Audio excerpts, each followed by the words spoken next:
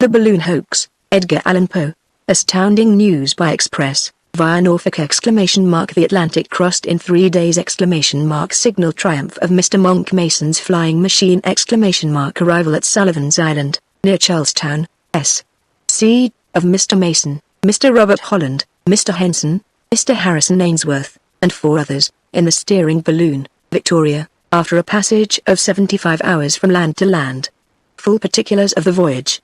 The subjoined d'esprit with the preceding heading in magnificent capitals, well interspersed with notes of admiration, was originally published, as matter of fact, in the New York Sun, a daily newspaper, and therein fully subserved the purpose of creating indigestible aliment for the quidnuncs during the few hours intervening between a couple of the Charleston mails.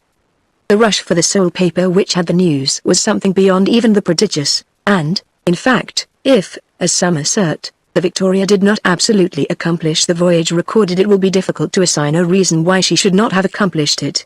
The great problem is at length solved. The air, as well as the earth and the ocean, has been subdued by science, and will become a common and convenient highway for mankind. The Atlantic has been actually crossed in a balloon.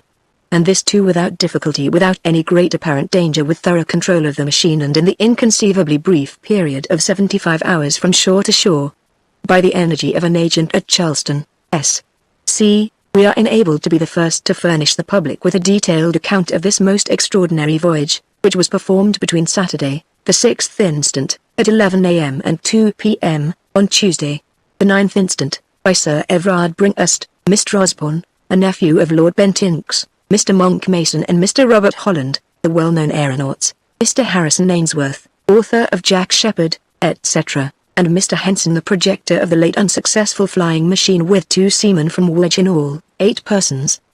The particulars furnished below may be relied on as authentic and accurate in every respect, as, with a slight exception, they are copied verbatim from the joint diaries of Mr. Monk Mason and Mr. Harrison Ainsworth, to whose politeness our agent is also indebted for much verbal information respecting the balloon itself, its construction, and other matters of interest. The only alteration in the misreceived has been made for the purpose of throwing the hurried account of our agent, Mr. Forsyth, into a connected and intelligible form. The balloon, 2 very decided failures, of late, those of Mr. Henson and Sir George Cayley, had much weakened the public interest in the subject of aerial navigation. Mr. Henson's scheme, which at first was considered very feasible even by men of science, was founded upon the principle of an inclined plane, started from an eminence by an extrinsic force, applied and continued by the revolution of impinging vanes, in form and number resembling the vanes of a windmill. But, in all the experiments made with models at the Adelaide Gallery, it was found that the operation of these fins not only did not propel the machine, but actually impeded its flight. The only propelling force it ever exhibited was the mere impetus acquired from the descent of the inclined plane, and this impetus carried the machine farther when the vanes were at rest, than when they were in motion, a fact which sufficiently demonstrates their inutility, and in the absence of the propelling, which was also the sustaining power, the whole fabric would necessarily descend. This consideration led Sir George Cayley to think only of adapting a propeller to some machine having of itself an independent power of support, in a word, to a balloon. The idea, however, being novel, or original, with Sir George, only so far as regards the mode of its application to practice. He exhibited a model of his invention at the Polytechnic Institution. The propelling principle, or power, was here, also, applied to interrupted surfaces, or vanes, put in revolution. These vanes were 4 in number, but were found entirely ineffectual in moving the balloon, or in aiding its ascending power. The whole project was thus a complete failure. It was at this juncture that Mr. Monk Mason, whose voyage from Dover to Wee Isleberg in the balloon Nassau occasioned so much excitement in 1837, conceived the idea of employing the principle of the Archimedean screw for the purpose of propulsion through the air, rightly attributing the failure of Mr. Henson's scheme, and of Sir George Cayley's, to the interruption of surface in the independent vanes. He made the first public experiment at Willis's Rooms, but afterward removed his model to the Adelaide Gallery. Like Sir George Cayley's balloon, his own was an ellipsoid. Its length was 13 feet 6 inches, height 6 feet 8 inches. It contained about 320 cubic feet of gas, which, if pure hydrogen, would support 21 pounds upon its first inflation, before the gas has time to deteriorate or escape. The weight of the whole machine and apparatus was 17 pounds, leaving about 4 pounds to spare.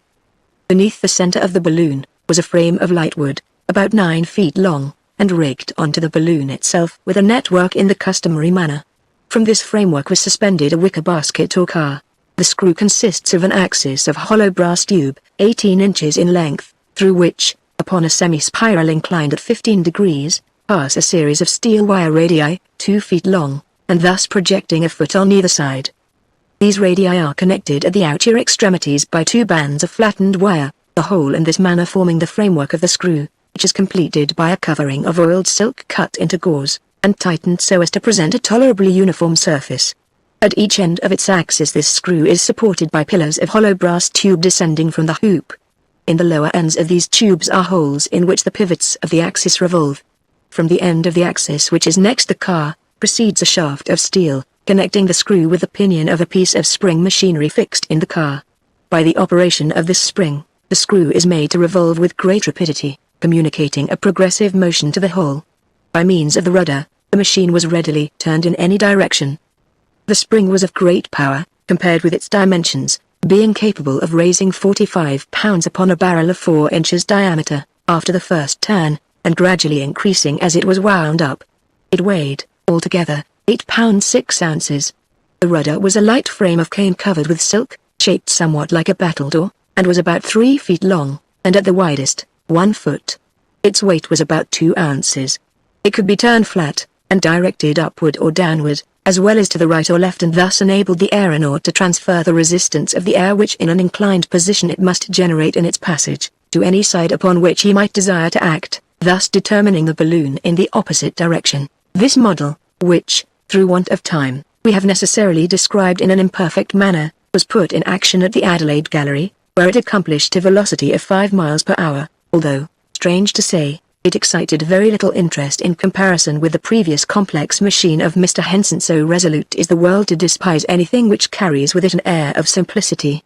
To accomplish the great desideratum of aerial navigation, it was very generally supposed that some exceedingly complicated application must be made of some unusually profound principle in dynamics.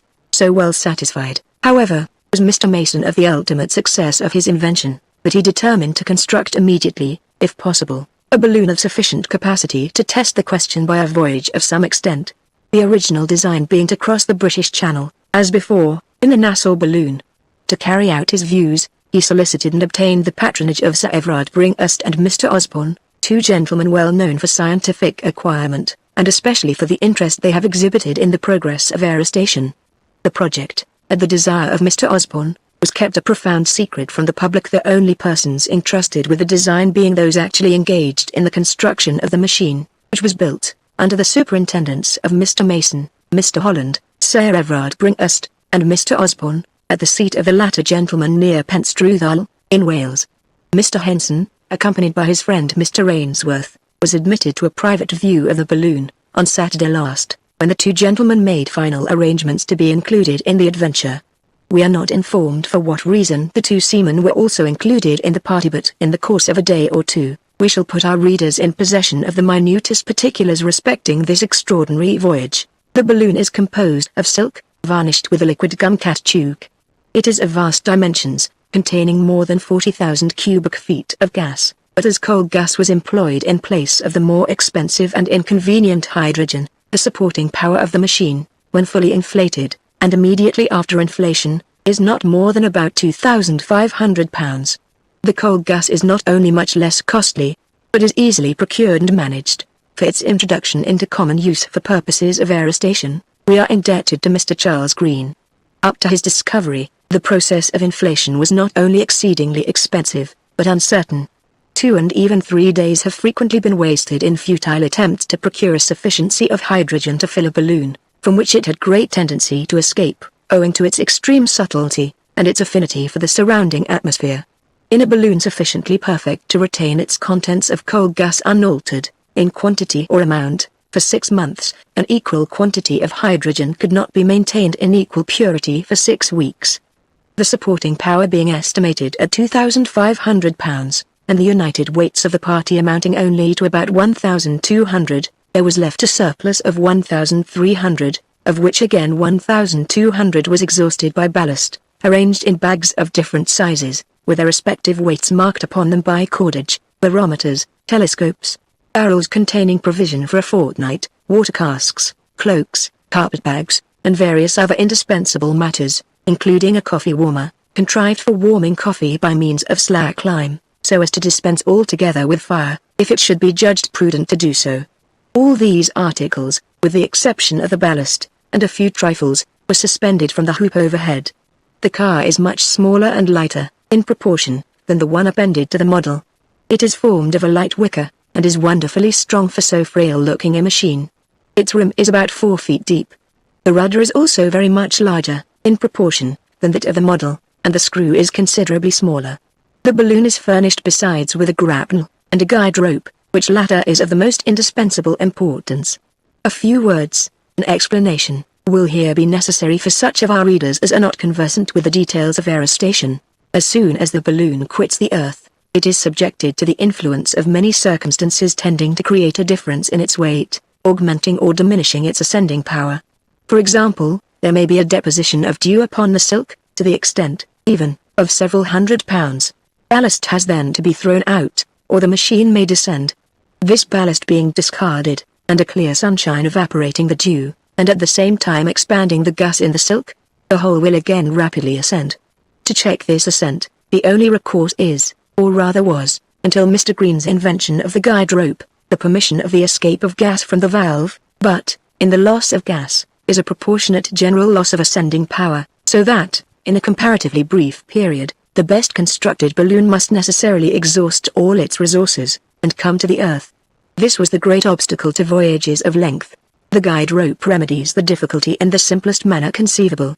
It is merely a very long rope which is suffered to trail from the car, and the effect of which is to prevent the balloon from changing its level in any material degree. If, for example, there should be a deposition of moisture upon the silk, and the machine begins to descend in consequence, there will be no necessity for discharging ballast to remedy the increase of weight, for it is remedied, or counteracted, in an exactly just proportion, by the deposit on the ground of just so much of the end of the rope as is necessary.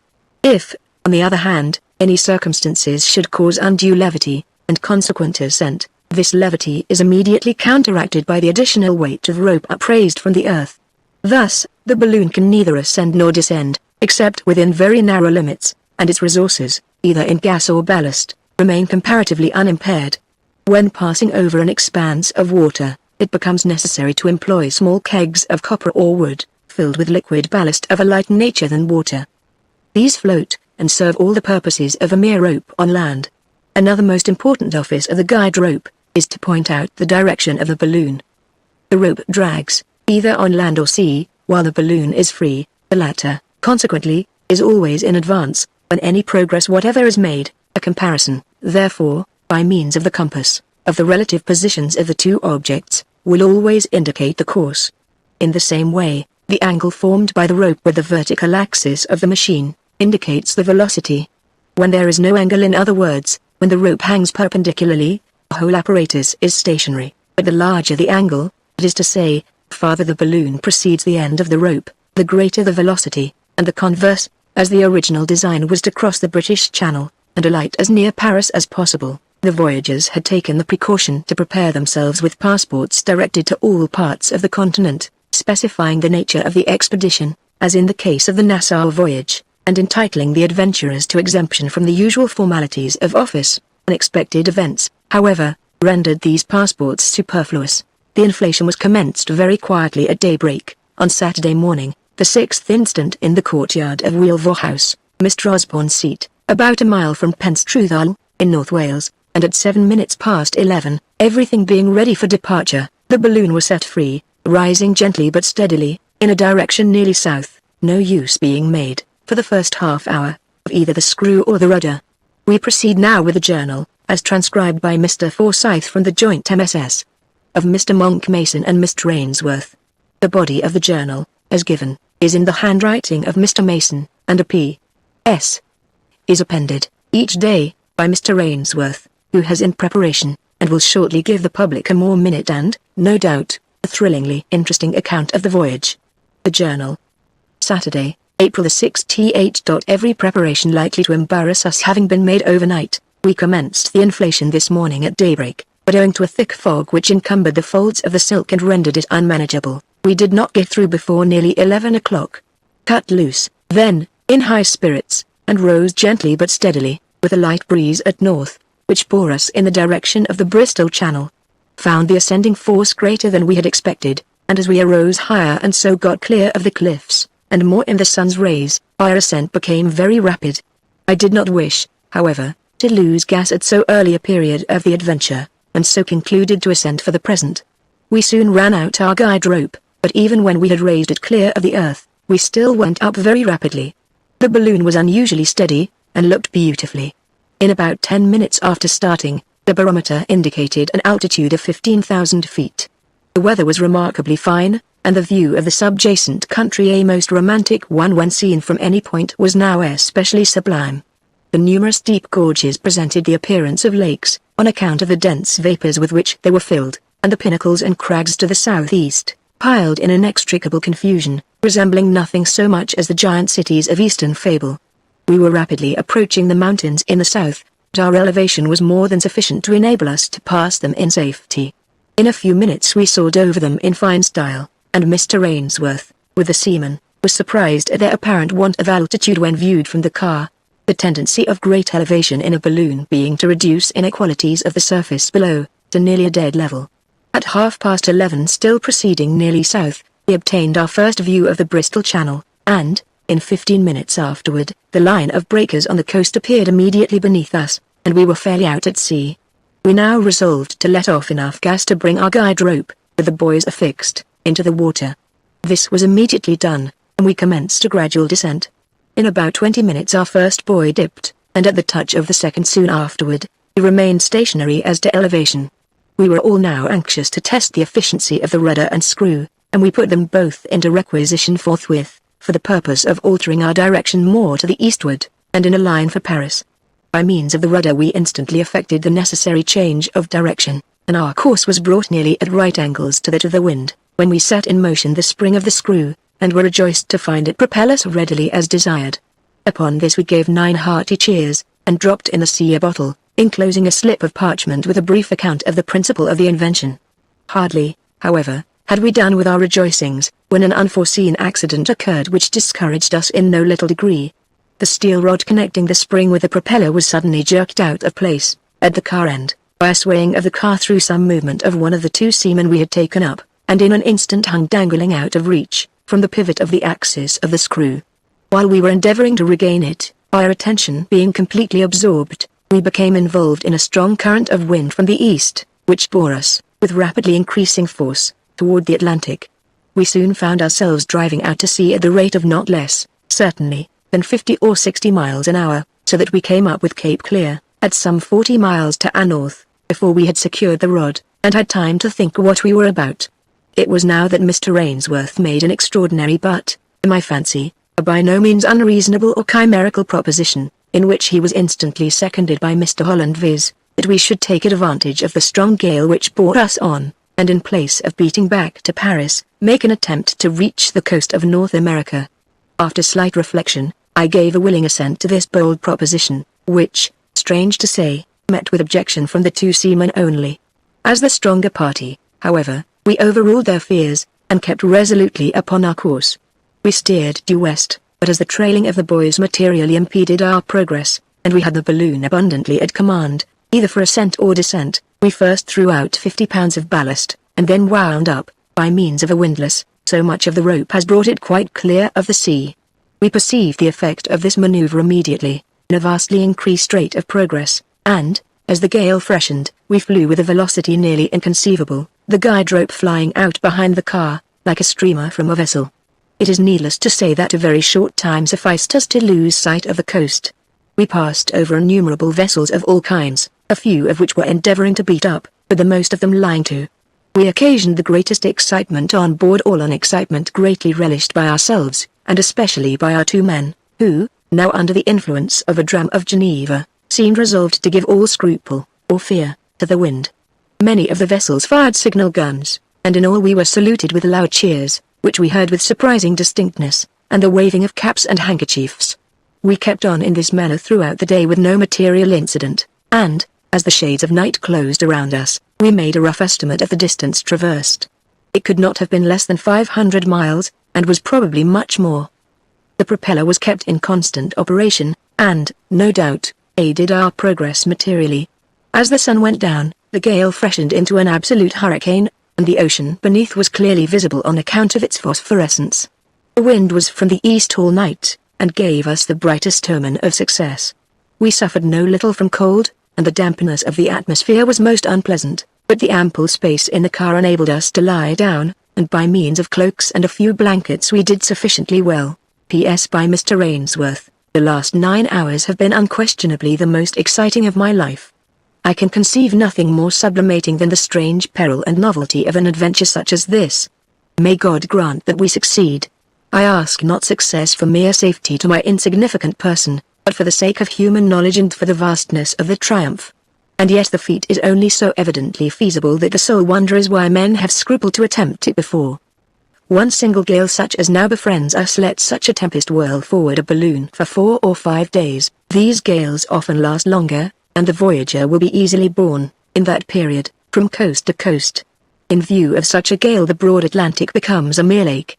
I am more struck, just now, with the supreme silence which reigns in the sea beneath us, notwithstanding its agitation, than with any other phenomenon presenting itself. The waters give up no voice to the heavens. The immense flaming ocean writhes and is tortured uncomplainingly.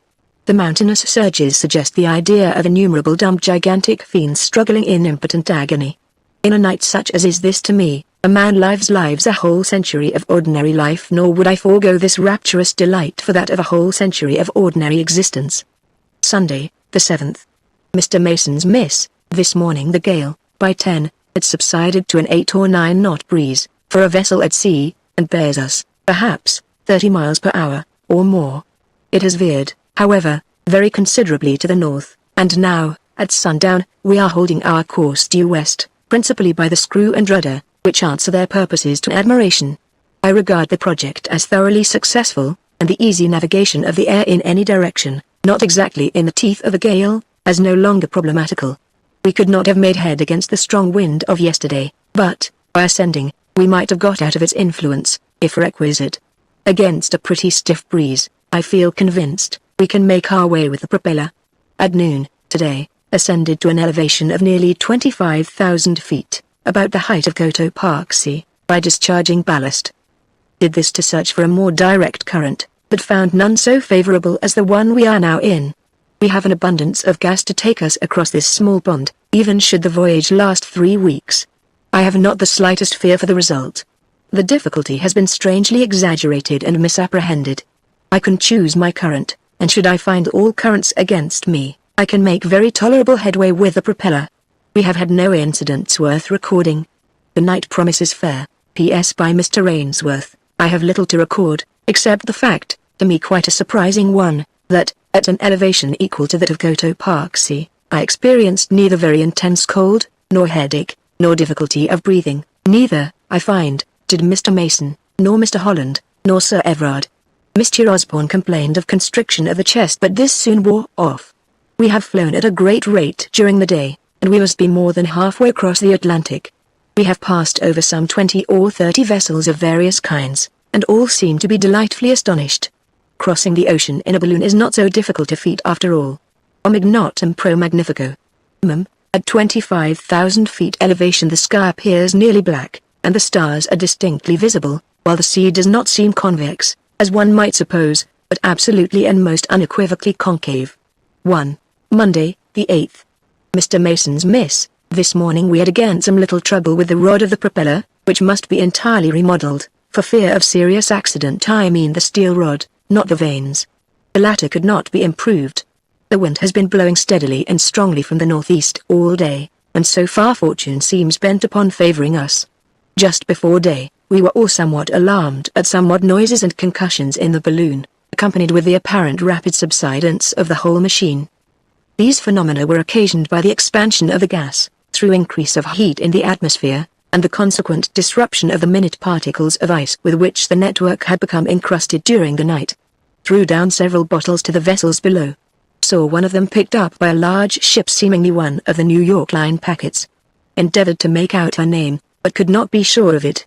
Mr. Osborne's telescope made it out something like Atlanta. It is now 12 at night, and we are still going nearly west, at a rapid pace. The sea is peculiarly phosphorescent. P.S. by Mr. Ainsworth, it is now 2 a.m., and nearly calm, as well as I can judge, but it is very difficult to determine this point since we move with the air so completely. I have not slept since quitting Wheelvore, but can stand it no longer, and must take a nap. We cannot be far from the American coast. Tuesday, the 9th. Mr. Ainsworth's Miss, 1 p.m. We are in full view of the low coast of South Carolina. The great problem is accomplished. We have crossed the Atlantic fairly and easily crossed it in a balloon. God be praised. Who shall say that anything is impossible hereafter? The journal here ceases. Some particulars of the descent were communicated, however, by Mr. Ainsworth to Mr. Forsyth. It was nearly dead calm when the voyagers first came in view of the coast, which was immediately recognized by both the seamen, and by Mr. Osborne. The latter gentleman having acquaintances at Fort Moultrie, it was immediately resolved to descend in its vicinity. The balloon was brought over the beach, the tide being out and the sand hard, smooth, and admirably adapted for a descent, and the grapnel let go, which took firm hold at once. The inhabitants of the island, and of the fort, thronged out, of course, to see the balloon, but it was with the greatest difficulty that anyone could be made to credit the actual voyage, the crossing of the Atlantic. The grapnel caught at 2 p.m. precisely, and thus the whole voyage was completed in 75 hours, or rather less, counting from shore to shore. No serious accident occurred. No real danger was at any time apprehended. The balloon was exhausted and secured without trouble, and when the miss from which this narrative is compiled was dispatched from Charleston, the party was still at Fort Moultrie. Their further intentions were not ascertained. We can safely promise our readers some additional information, either on Monday or in the course of the next day, at furthest. This is unquestionably the most stupendous, the most interesting, and the most important undertaking ever accomplished or even attempted by man. What magnificent events may ensue, it would be useless now to think of determining.